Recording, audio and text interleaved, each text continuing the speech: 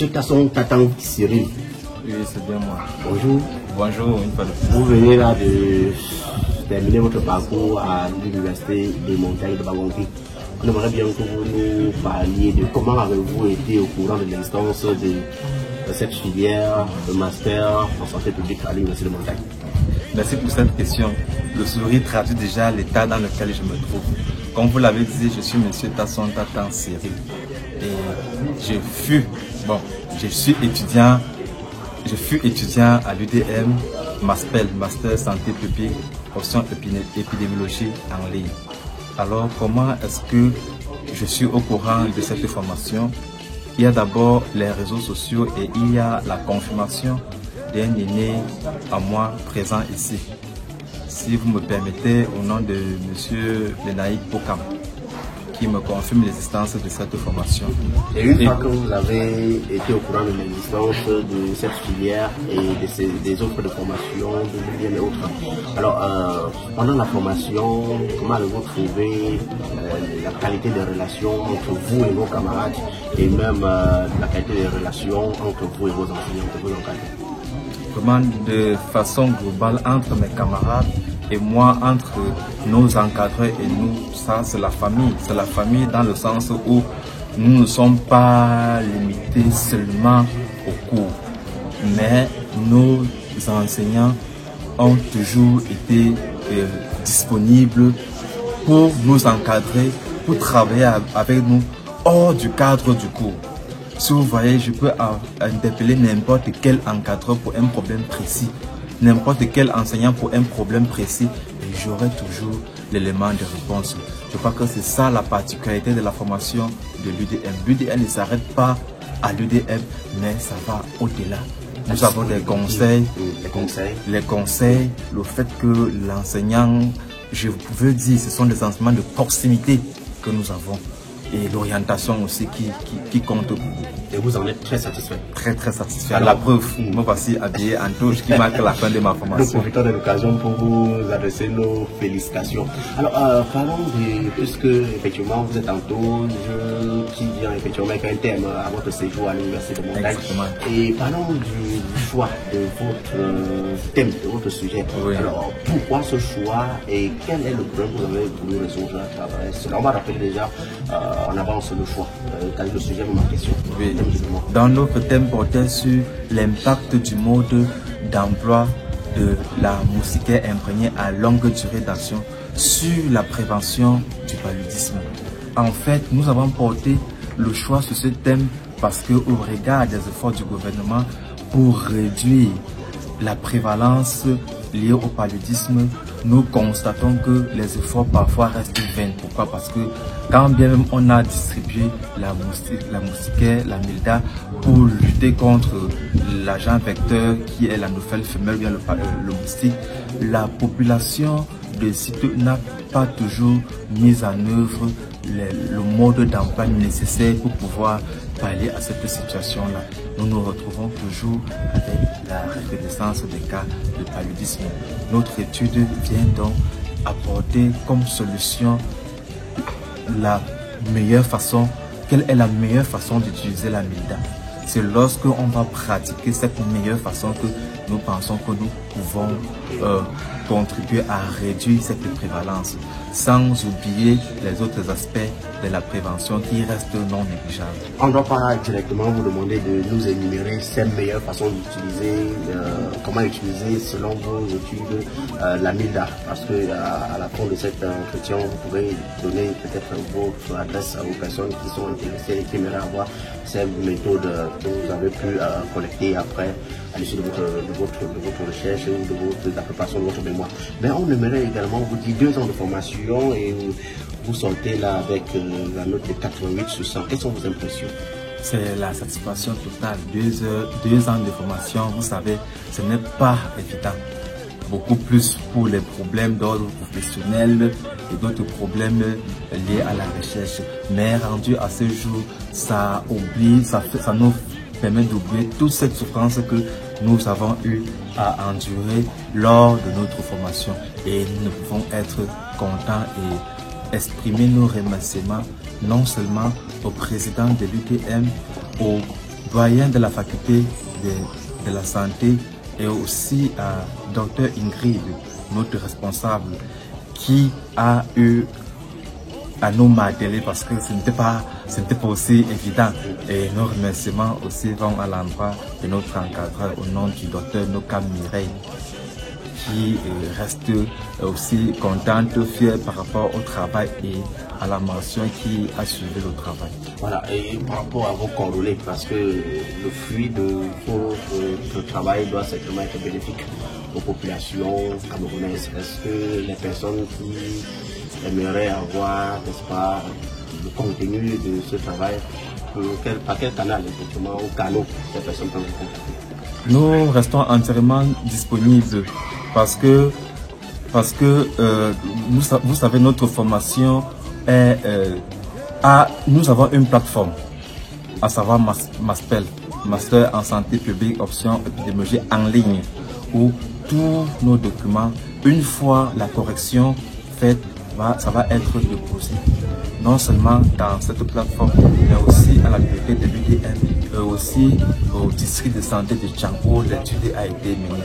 Donc pour ceux qui veulent avoir le document même ou bien le résumé, il suffit seulement d'aller taper sur internet MASPEL et vous cliquez sur le premier lien qui apparaît. Vous aurez le résumé du travail.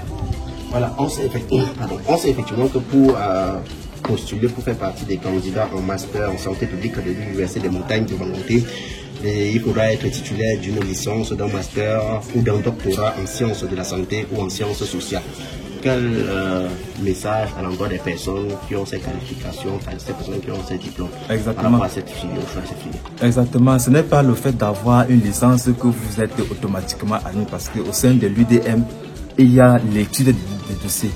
On va étudier votre profil et voir si vous êtes admis à faire cette formation-là.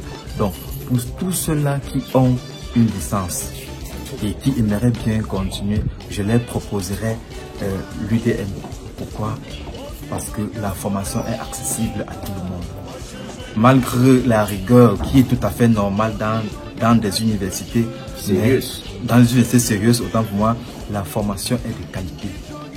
C'est de garantie. Et puis, même, on a une plateforme où parfois nos aînés ou nos enseignants, quand il y a une proposition d'emploi quelque part, ils n'hésitent pas à nous faire part. Ceci en donnant compte des différentes compétences qu'ils ont eu à détecter à nous au cours de notre formation. Monsieur Tasson Tatan Siré, nous ne pouvons que vous souhaiter bon vent dans le cycle de votre carrière. Merci beaucoup.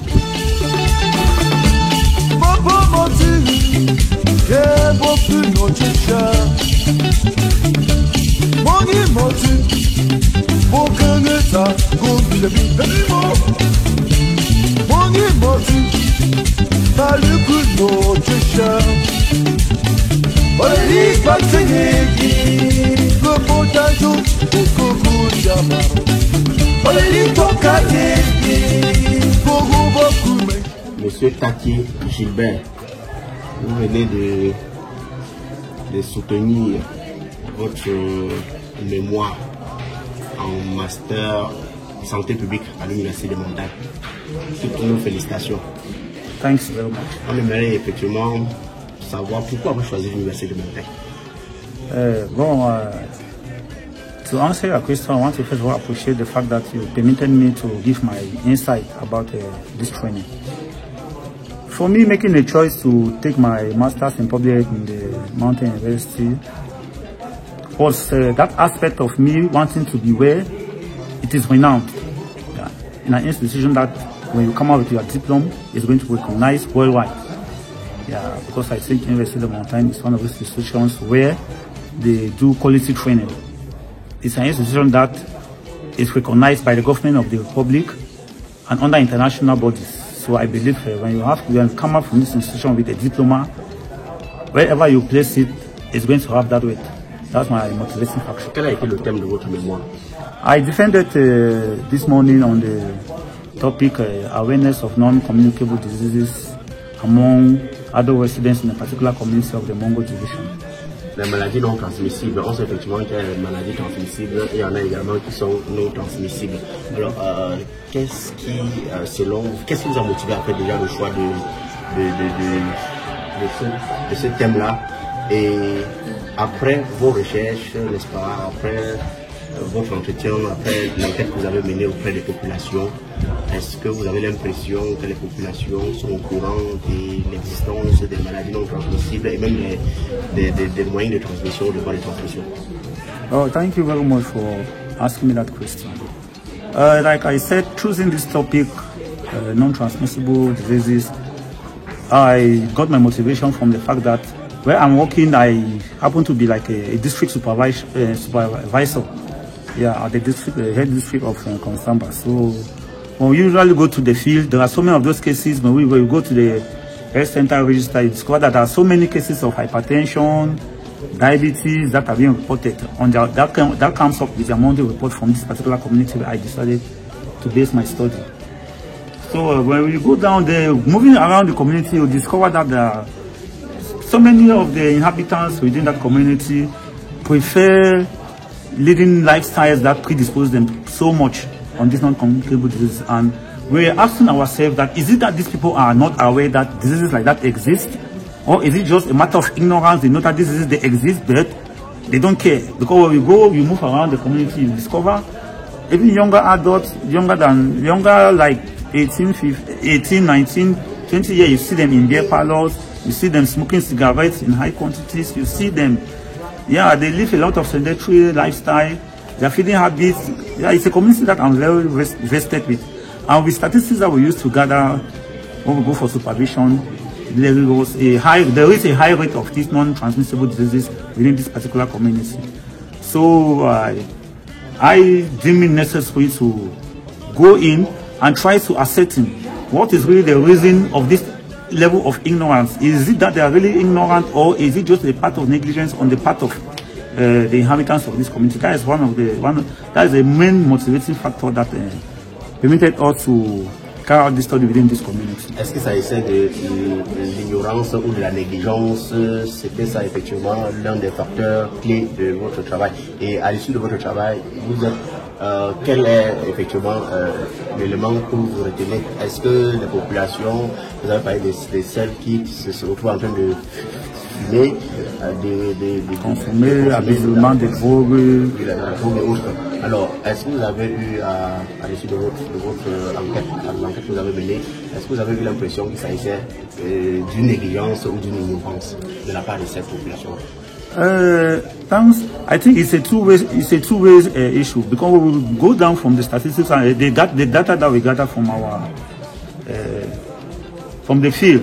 You discover that there are people within our study population that we discover that they give you answers that make you feel that no.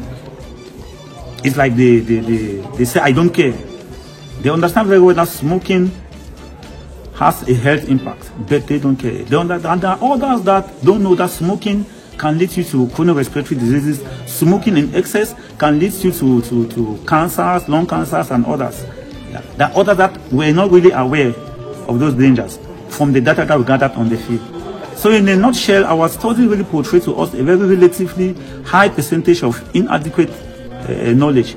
about the existence of the non-communicable diseases, and to know that the lifestyle that they lead, like their feeding habit, smoking, excessive alcohol, sedentary lifestyle like no thinking, no, even walking to their farms is okay. No, they prefer climbing all the time on their bikes and maybe taking other forms of locomotion. And their feeding habit also, they ignore that fact that their feeding habit is a major source also for exposition to non-communicable disease. So our study portrayed us a high percentage of non-awareness about the existence of these affections. Et présentement, est-ce que vous êtes déjà en service dans une entreprise ou alors vous avez été sollicité par une structure pendant votre stage, ou bien vous attendez encore de voir? Well, like I earlier said, I'm first of all a health personnel. Yeah, I'm first of all a health personnel, and as I earlier said, when I go down for my field supervision at the level of the district, when I used to discover some of these loopholes within the community, it triggered me. So I won't say that it's an enterprise that hired me to carry out this study in that area. For my personal data that I was collecting, for my personal findings during my supervisions and my interaction within this community, I discovered that there should be a problem. Yeah. D'accord. Et les remerciements vont en avoir. Well, firstly, I want to give a very big thanks to the creators of this prestigious institution, that is the University de Montagne, the president, the dean of the Faculty of the Health Sciences, and especially to my director who worked relentlessly. Though he was not based in the country, he took out most of his time to go through my manuscript and came up with necessary corrections and adjustments, so that this our work gave the credibility that we have deserved today. So I think I give special thanks to Dr. Ndebia. I give special thanks to the coordinator of this program, Dr. Ingrid Njukwe, and all the teachers that took us within these 2 years. They gave in all their best to ensure that we came out with a diploma that merits its name. Que dites-vous, quel est le message que vous pouvez adresser à l'endroit de ceux qui ont le niveau que vous avez eu, mais hésitent encore à faire comme vous le choix de master en santé publique ici à l'Université de Montagne? No, I think there is no limit in knowledge. Yeah, there's no limit in knowledge. We can have as many diplomas as we wish in different domains. Yeah. When you are already an intellectual, when you are already a personnel in a particular domain, when you carry out your duty, you come in contact with other aspects in life that you think that you think that no, it is important for you to study again in that domain to understand more deeper how it functions. I think those are some of the motivating factors. So I encourage whosoever, public health nowadays is like, how can I put it, a branch in health that is booming, if I should say that way. So we encourage those that are still acting behind, that they should know that it's a domain that is a specialty in health that is really important. So I think it's important for others to come in the domain of public, especially in epidemiology. Maître Gilbert Takié, congratulations. Thank you. It's a pleasure talking to you. Et que on ils sont dans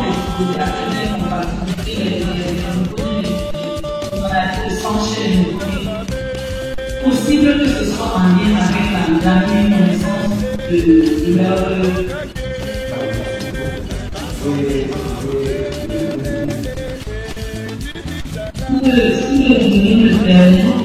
je pense que c'est important. Bonjour, Dr. Tanké. Bonjour. Alors, vous avez assisté à plusieurs soutenances en master santé publique option épidémiologie à l'Université des Montagnes. Quelles sont vos impressions par rapport au rendu des apprenants? Non, je pense que mes impressions sont très bonnes. Et surtout, c'était la première fois que j'ai participé au jury d'excellence dans plusieurs universités, surtout en santé publique. Mais c'est la première fois que je participe à un jury de master santé publique, notamment à l'Université de Montagne. Et vraiment, mes impressions ont été très bonnes parce que dans les jurys où j'ai eu à participer, vraiment la qualité des interventions, le caractère pointu des interventions, le niveau des corrections des inputs dans le mémoire et le travail des étudiants que j'ai encadrés. C'était vraiment de bonne facture. Je pense que ce jury a largement contribué à améliorer le travail des étudiants que j'ai encadrés et je pense que je suis très satisfait de ce que fait l'Université de Montagne, notamment en santé publique.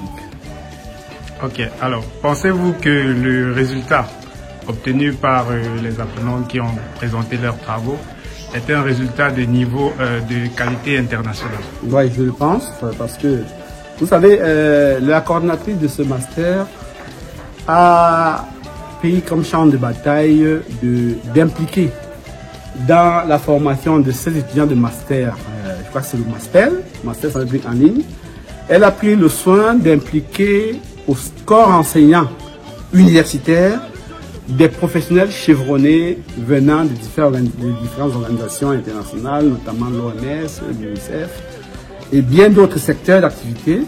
Donc, une alchimie entre les enseignants chevronnés des milieux académiques et les professionnels chevronnés qui sont au courant des actions scientifiques au niveau mondial, notamment dans le domaine du Global Health, dans le domaine de la santé publique mondiale, dans le domaine du One Health et dans bien d'autres domaines épidémiologiques du terrain.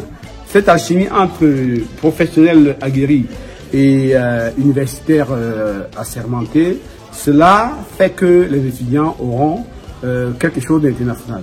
Surtout que j'ai récemment vu la cartographie des étudiants actuels et je crois qu'ils venaient de presque partout.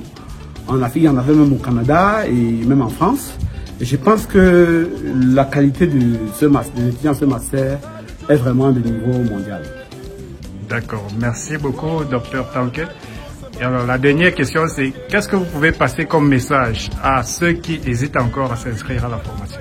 Non, moi je pense que c'est une excellente opportunité que les étudiants devaient saisir parce que d'abord, c'est un master en ligne et totalement en ligne.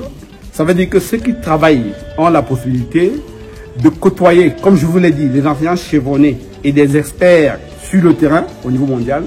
Et avec cette façon de côtoyer tout ce monde, ils ont la possibilité en même temps de travailler, être à leur poste de travail. Donc ne pas laisser leur poste de travail, ce qui nourrit leur famille. Ça fait qu'avec tout ça, l'étudiant travaille, gagne en expérience, côtoie des différents experts et puis renforce ses capacités académiques. Donc je pense que c'est un master qui a de l'avenir et beaucoup de gens gagneraient à prendre ce master qui est totalement en ligne. Je vais prendre l'exemple seulement pour sortir de l'étudiant que j'ai encadré. L'étudiant que j'ai encadré, j'ai commencé à l'encadrer lorsque j'étais à OMS, bureau régional de l'OMS, comme consultant là-bas, il y a 2 ans. Mais actuellement, que je finis la thèse, je finis son mémoire, je suis en région. Pendant que je commençais, elle était au Congo RDC, en train de travailler. Aujourd'hui, on soutient, elle est quelque part au Niger. Vous voyez, c'est un master, vous le faites, vous êtes en mouvement, vous faites vos activités et vous le faites. Et on a soutenu aujourd'hui, elle était au Niger, moi je suis venu passer les vacances au Cameroun. C'est ça, grâce à ça que je suis ici. Et vous voyez un exemple qu'avec ces gens de ce master, n'ont pas besoin d'être décrochés de leur activité. Où qu'ils sont dans le monde, ils peuvent suivre ce master et même participer à la finance, comme le cas de celle-ci qui vient de participer à la finance, à partir du, je sais pas, en Afrique de l'Ouest, c'était au Niger ou au Togo, alors que nous sommes ici. Donc c'est vraiment une expérience que beaucoup d'étudiants gagneraient, et même professionnels de la santé publique, gagneraient à s'y engouffrer pour augmenter leurs compétences. D'accord. L'Université des Montagnes vous remercie pour l'encadrement de ses apprenants et merci d'avoir fait le déplacement jusqu'ici. Merci beaucoup.